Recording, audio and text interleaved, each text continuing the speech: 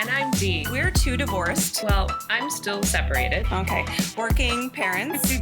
We talk about all the things you get to deal with when your marriage ends, like Co-parenting. dating, Running a household all by yourself. how early is too early for a good hard drink, Or a glass of wine. And how do you keep it all together after everything fell apart? This is Demarried Life.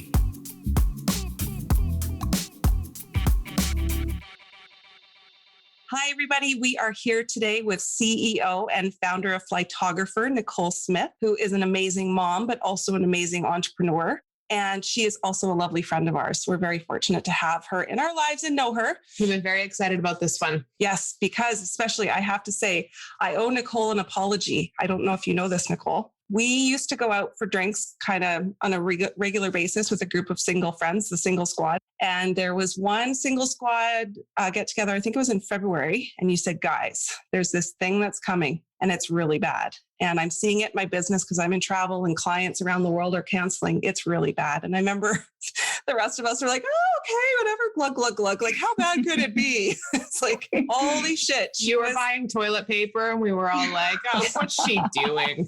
There's not going to be a toilet paper shortage. You were the canary in the coal mine.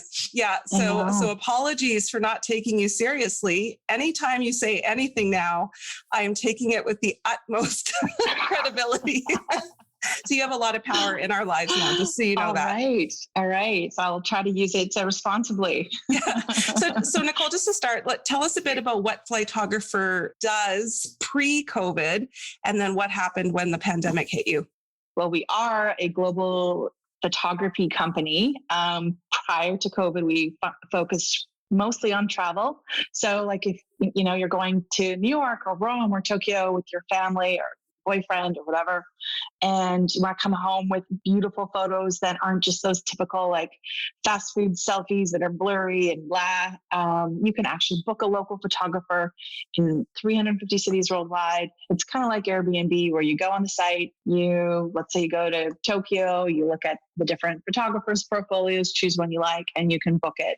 And then you spend an hour with them in the city, walking around, taking beautiful photographs, and you come home, you've got these incredible memories. Plus, you've also learned awesome tips about the city from a local artist. So that was our kind of core offering pre-COVID. When the entire world stops traveling, you kind of have to pivot. Get a little creative. Yeah. Just a quick question, Nicole. How many years had Flytographer been around before this year? So this was our 7th year. We were actually just about to have our 7th birthday in March. It had grown from my office here in Oak Bay, part-time while I worked at Microsoft.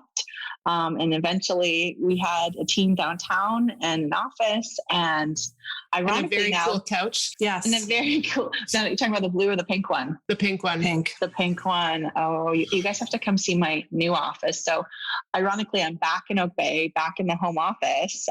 We don't have our office downtown anymore because no one was going there. And I think you guys are probably seeing this everywhere, but now that everyone's working from home and getting used to it, we don't ever want to go back to that old model where we have to be somewhere 9 to 5 in an office. So our team is actually going to be working remotely for the most part, but we've built a collaboration space in my basement where we can have brainstorm meetings and hang out. And the pink couch is in there. So you guys have to come and check out the pink couch. Awesome. So your situation, you have the company, you're about to celebrate your 7th birthday of the company, office downtown. And then what in your home life, you have 2 beautiful boys, teenage boys. Are they both taller than you now? They are both officially taller than me now. Yeah. I'm not ready for that. So you're basically number one parent at home with the 2 boys. And then what happened? I saw COVID coming. I remember being in Cabo over New Year's and watching things on Twitter from Wuhan and going, oh my God, this is not good. This is not good. And so when I got back from that trip, beginning of January, I went into full on prepper mode and started to, I bought because you think I'm psychotic. I bought a stand-up freezer for my basement and loaded it up with fruit, veg, meat, all the different things. And I started talking to my kids about it and being yeah, we've got to prepare. This is coming. Let's make sure we have enough Tylenol, toilet paper. And so I literally spent the first few weeks of January just preparing to like bunker down. And I am not a conspiracy theorist person at all. Like I've never, like, I literally would have Mother Hubbard with like 5 pieces of spaghetti in the cupboard prior to this. So my kids at first were like, this is amazing. We have like all these snacks and all this food, and they'd never seen anything like that before. But I think it was also a little bit shocking at the same time. I would say a couple of things like come to mind when I think about the kids at that time. The first thing was my older son, who's 15, was playing in the provincials for basketball in Vancouver. And we were over there watching all these teams, play. And I couldn't stop thinking about the fact that this is going to be the last time that people play together like this for a really long time. Like soak it up, enjoy it, be present, because everything's about to change. And then, so we got back home from that. And within like 2 weeks was when it all kind of shut down. And the kids were actually just about to start. They were like a few days away from March break. So I pulled them out of school. We stayed home. And then we started to figure out what stay-at-home life was going to be like for the 3 of us. And so I started thinking about what are some things that we can do that aren't screens, because that's where their default is. They just want to watch, screens all the time.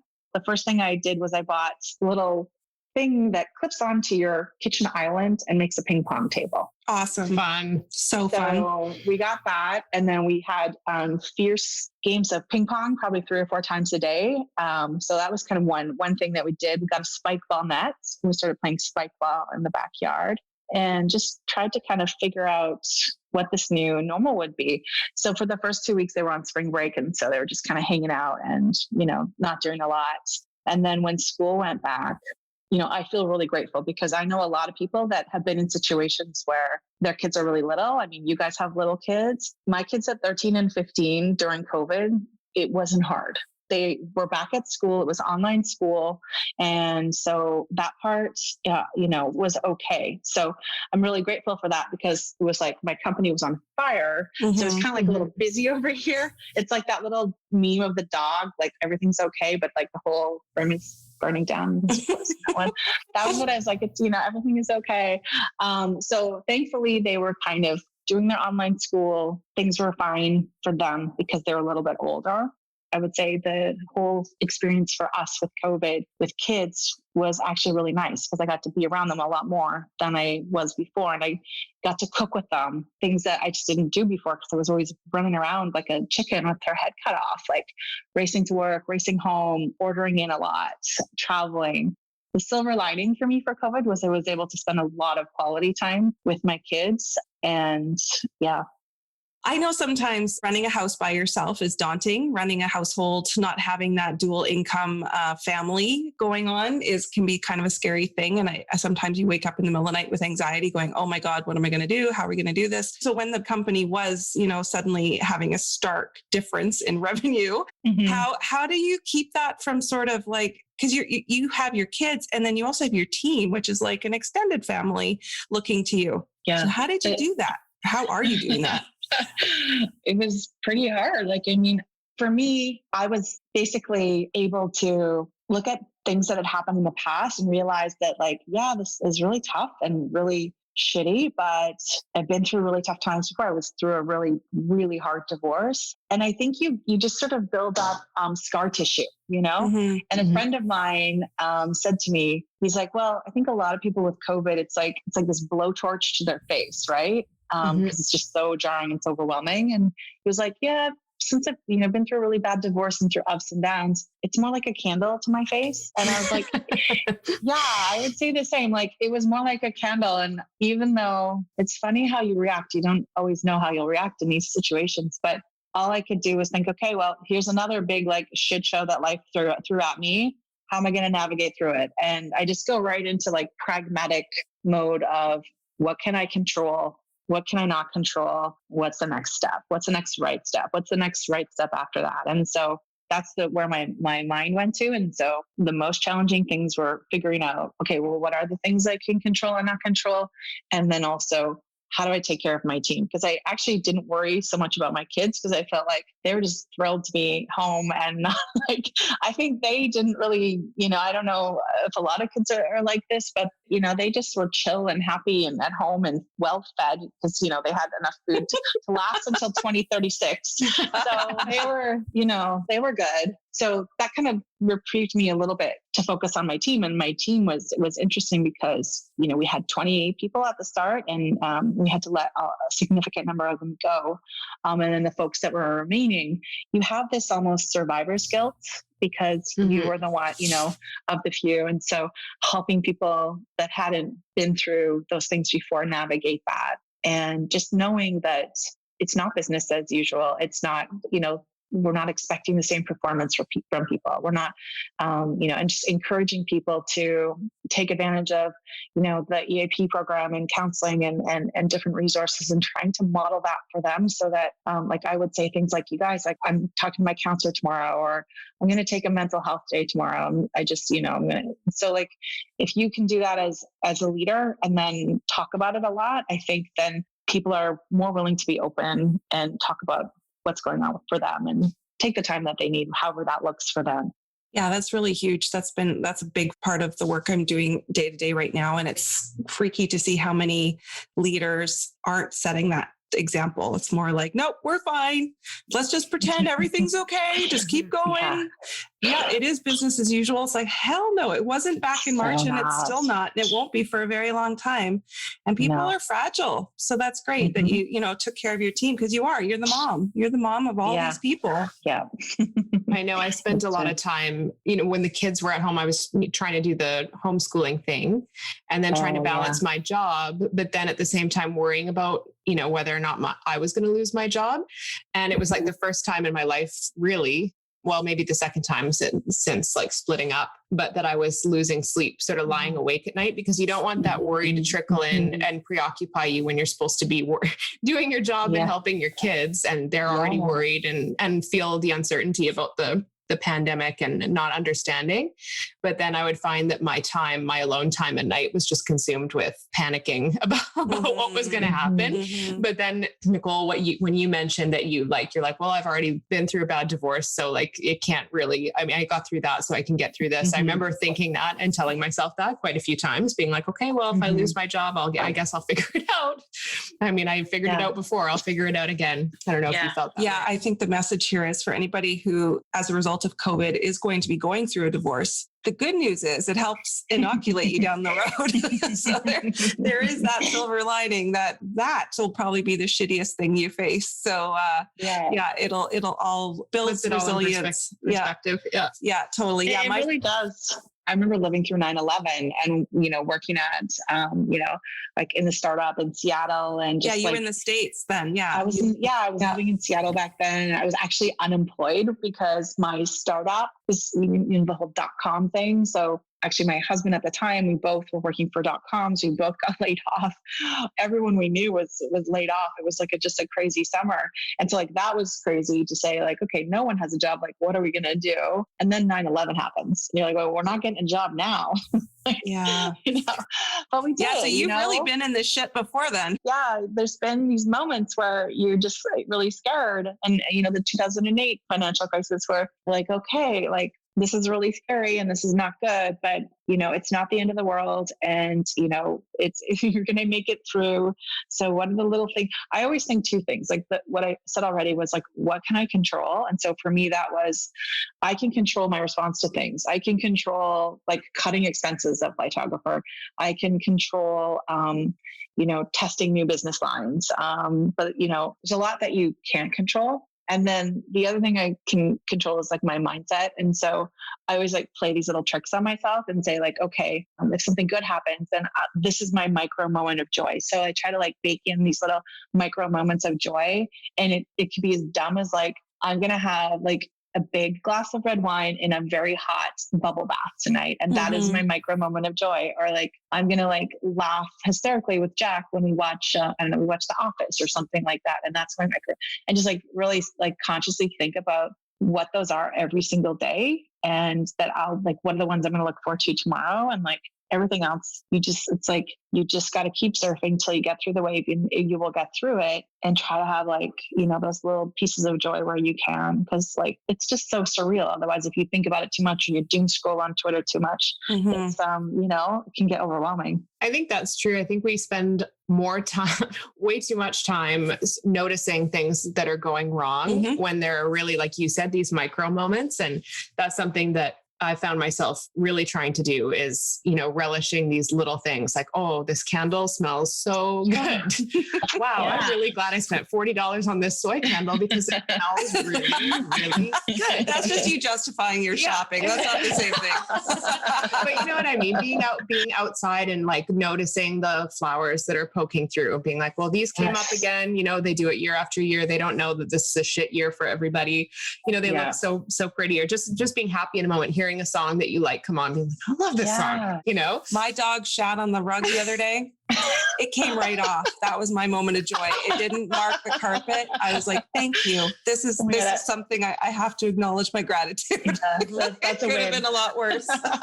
But yeah, that was a thing at the beginning of lockdown. I only had my kids half time, but the weeks I had them trying to work full-time parent, feed them and school them, it was just so stressful. And I found I was just yelling all the time. I was like, no, I can't do this anymore. So I cut my hours back. I had the ability to do that, which I know is a privilege that a lot of people don't have without losing their job. And trying to inject those moments of joy, making stupid videos and doing silly things. Which isn't the same as like toxic positivity, like ignoring things that are going wrong and trying to just say, well, it could be worse. And I didn't want to traumatize them. I didn't want the act of trying to do it all to be traumatic for them.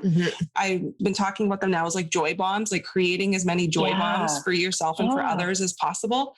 And so when the election was called for Joe Biden, I cranked music. I was singing at the top of my lungs that "Na Na Na Na Goodbye" song, and my kids were looking at me like I was completely insane. And I'm like, get off your asses. We're dancing. We're celebrating this. This is a big day. You don't understand why right now, but let's do this.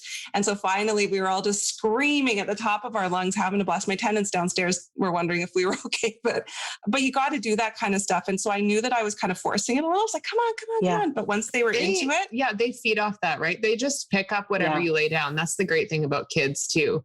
Is they just kind of look to you to set the tone. Well, I wanted them to remember it positively or laughing at me. One of the two, not be like, oh, I don't remember that. Because you remember the bad things, right? You remember the bad things very easily. So to try to mark the good things. It reminds me of like when that happened in that particular moment. I remember sitting in the living room with my boys, and I forced them to watch Kamala Harris and Joe Biden do their speeches that night. And they're actually kind of watching. But I remember thinking afterwards, like, oh man, like Trump's not gonna like accept this, and like 70 million people voted the other side. And I found myself going down this like, kind of like path of negativity around like, oh, is this actually good news?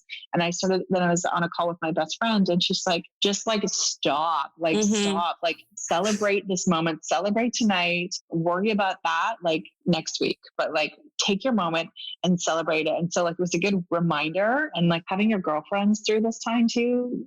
Yeah, absolutely. Really makes a difference. Absolutely. Because I can't imagine, I don't really have any people in my life who are the people like that buy sheets that are just for Christmas, like those kind of people who everything is perfect and pristine and always like perfect persona. So I don't know those people, but I can't imagine trying to be around those people during this time. I prefer the real ones who are like, hey, I'm a hot mess and I'm drunk and it's 5. Yeah, it's funny. I saw a meme on Instagram that said, oh, funny, I haven't heard much from those live, laugh, love people in a while, or whatever it was. It was like that person. Yeah. Those people those now. People, anyway. Yeah. And the ones saying, oh, why don't you have children? You should have children. It's like, they stopped asking why single people don't have children, because we're finally living with them and going, oh shit, this is actually really hard when you have to do it yourself. Yeah. I would think our school should get a Starbucks built into it. That was my thing during lockdown. I was like, I really need Starbucks. And I can't imagine being a teacher locked up with all these children and having to not have good coffee. No doubt. For my brain went, right? Yeah. So speaking of business pivots during COVID and putting Starbucks in schools, do you want to share with us a little bit about what you've done and where you've taken Flytographer this year, given everything that's been going on? I was talking to you back in March, and you said something about like, your revenue went from like X amount a month to like, there was a month where you pretty much had like zero? No, Dee, we had a month where it was negative. We were on track to have we were growing 40% year over year. We're going to have the best year ever, profitable, all these amazing things. And then there was a day where I woke up and there were no bookings. So we typically would have 50 bookings a day. How many countries again did you say you have? In 350 cities across 6 continents.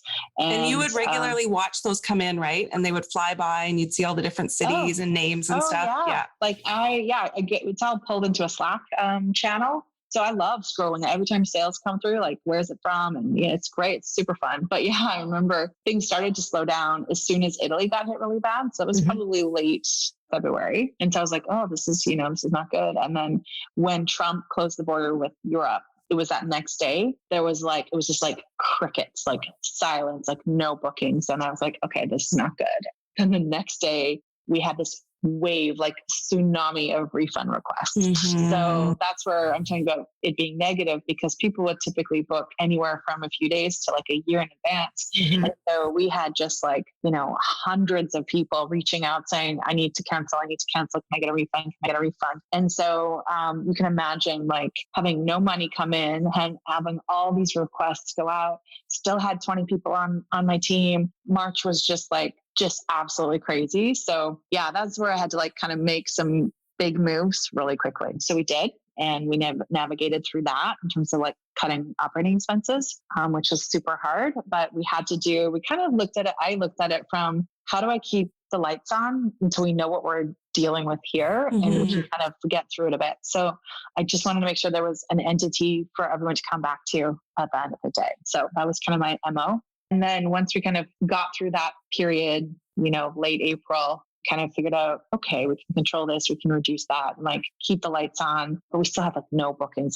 Obviously no one's traveling. And so I had to rethink the business model. And so tried a few things. So we focused on local shoots. How do we get the word out that, hey, you can book a photographer in your hometown? So it's not just for when you travel, or if you want to do some headshots or some things for your business, book our local photographers. So we created a whole booking path in our booking system for that and marketing for that.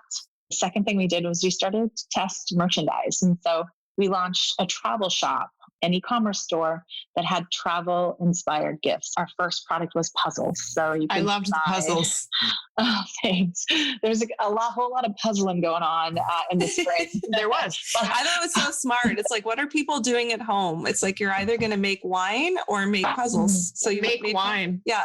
Okay. It's sourdough wine puzzles. So I'm not the bread. I guess bread. You could add Flytographer bread. That'd be another thing. Flytographer bread. So we chose puzzles, and we launched with puzzles, and then we just thought, how do we keep adding value or bringing things to our customers when they can't travel? And we know that they want to daydream about travel. And so we launched a shop with puzzles, and what else? We have tote bags, t-shirts, crew necks.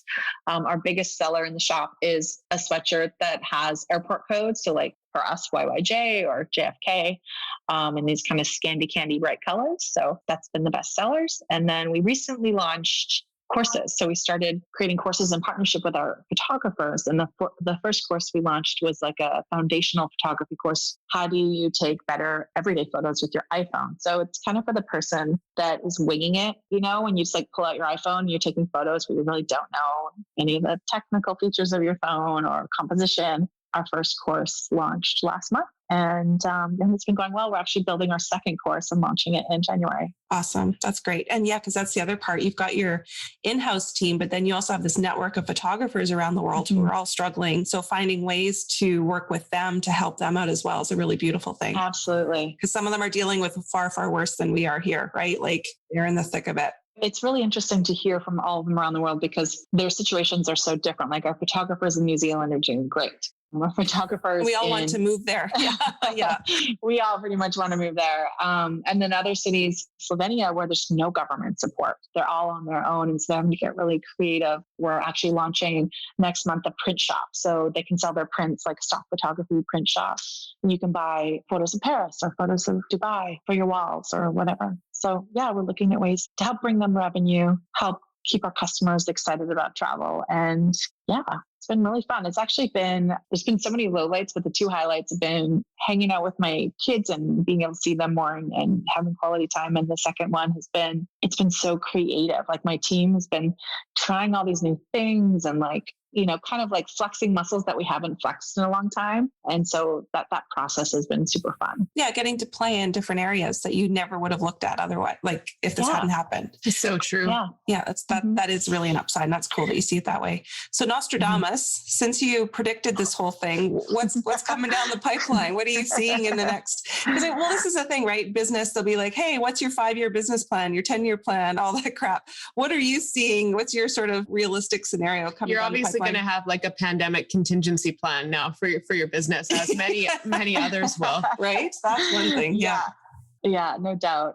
For what I see at this point, my instincts tell me is the next 2 months are going to be like literally a shit show. Like not to be negative, but I think the US is going to be really hard on a lot of people. It's going to be out of control. And I will confess, I did do a little prepper grocery shop today.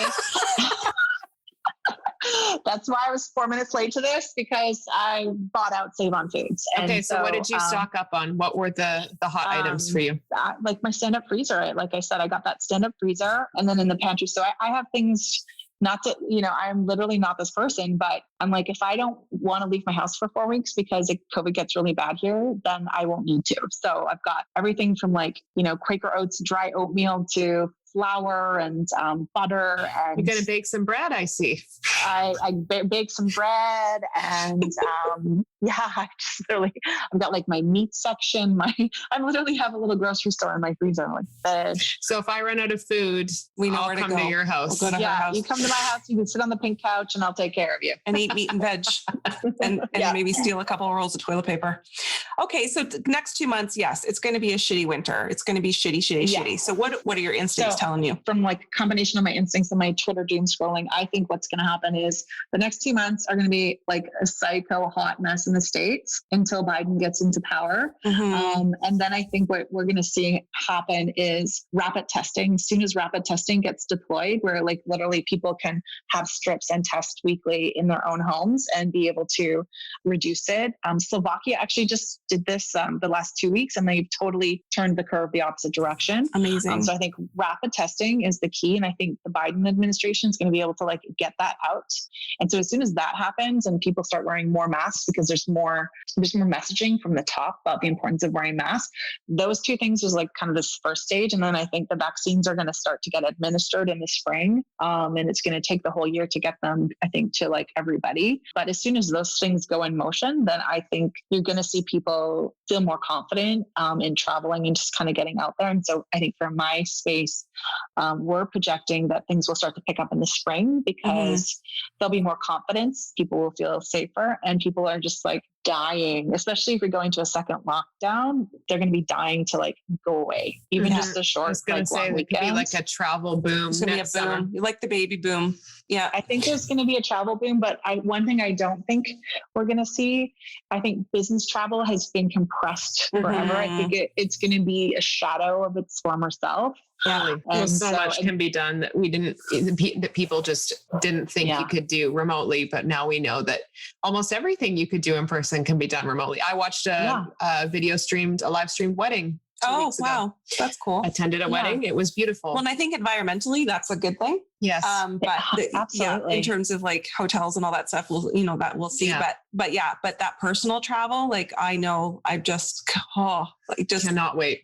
Right. And then also for your business, people wanting to mark that occasion, our first post-COVID holiday, let's take many photos. So that's the thing. I'm sure you just have to feel like, okay, we just got to keep treading water. We just got to stay alive. Water. Yeah, we just got to make it through to the other side. And, it's going to be a great year. I think 2021 is going to be a great year. I think it's going to start rough, really rough until there's an administration change. But I think that we're going to see people like emerge like with new perspectives and values. And there's going to be a lot of rethinking about what kind of life you want to have and what kind of, I think from a lot of people that I've talked to, and I do think that, we're going to see travel come back. And, some industries will just have to evolve. Like the events industry is there's going to be a lot of evolution happening and a lot of innovation happening. So I think there's a lot of things to look forward to. I'm excited about it. That's really cool. And because we have a lot of people listening who are divorced. So if you are, as a divorced mom of two, business owner, is surviving, what would you say to other men and women out there who are fighting this battle alone, running their houses alone, running their businesses, or just even working and having that wavering job security? What would you say to them? The biggest thing that I can think of is that we are all way stronger than we think we are. And what seems really shitty and hard can always feel better with a good night's sleep, like a hot bubble bath, a big glass of wine, a good night's sleep, and then a fresh perspective the next day. Because there's going to be these ups and downs and it's going to be hard, but I'm just like an eternal optimist, I guess. And if I can sleep for like 12 hours, like the whole world is better. Like, do you know what I mean? Like find your opportunity to sleep, even if that's booking a hotel room for yourself for a night and getting away from it all. And then it'll be easier. Yep. Agreed. So true. Trying to think of how I could ever sleep for 12 hours. I was like, you'd have to tie up your toddler. That sounds nice. Yes. That's the ex-husband. Yeah. Send to dad's house. Yeah. And do not bring her back till I've slept X consecutive hours. It might take a few weeks, but just keep her till then. Keep her till then. I actually I've been having this wet dream all weekend that because the Crown season 4, I don't know if you guys watch The Crown. I do not. I think I'm going to have to. My British boyfriend keeps trying to, hey, watch The Crown. He doesn't talk like that, but I've seen that Gillian Anderson plays Margaret Thatcher and she looks wicked awesome, like just amazing. I'm so excited. And I was like, okay, like the most thrilling thing that could happen to me right now is if I could check into a hotel for 24 hours and binge it and get room service and like have nobody talk to me for 24 hours. Like that would be the most exciting thing ever. That's my wet dream right now. But it's doable. That's how sad my life is. I think that's amazing. I think you should do it. You should go to the Empress Hotel or something very fancy and sort of monarchical. Oh yeah. You know? Oh, right. Something. Yeah. Maybe something haunted. Has the Queen stayed at the Empress? Maybe she has. She has, and there's actually like a 20-foot tall portrait of Queen Victoria in Q Bar. There you go. Perfect. So, there you go. And get the room that the Queen slept in. That'll take it to the next level. Well, Nicole, thank you so much for making the time to talk with us. And I love how positive you are. I don't know how you do it, but as you're saying, Dee, it's not toxic positivity, it's pragmatic positivity. And I think that's a really cool thing. A lot of people could benefit from. We could all benefit from getting a little dose of your resilience and focusing on those things we can control. And I like the picture you painted for 2021. It makes me think of like butterfly year. Yes. Yes. You know? Yeah. That's nice. I like that. Chrysalis or metamorphosis. Yeah. Yeah. No one wants to look inside the chrysalis right now. No one does. Disgusting. They're not attractive. It's not a pretty thing. Yeah. Not a pretty thing. Don't Excellent. look away. Well, so go enjoy your hoard of food. Sure, you have nothing but options for dinner. And we look forward to booking your travel photography services in 2021. Sounds good. Thanks for having me, you guys. Bye. Fun. So much. Thank you so much for making the time to listen. We know you have way too much going on. If you can spare a little more time, though, please follow us on Instagram and Facebook at Demarried Life, or visit us at demarriedlife.com for all of our episodes, articles, and lots of other great ideas for living a post-married life that isn't a total shit show. See you there.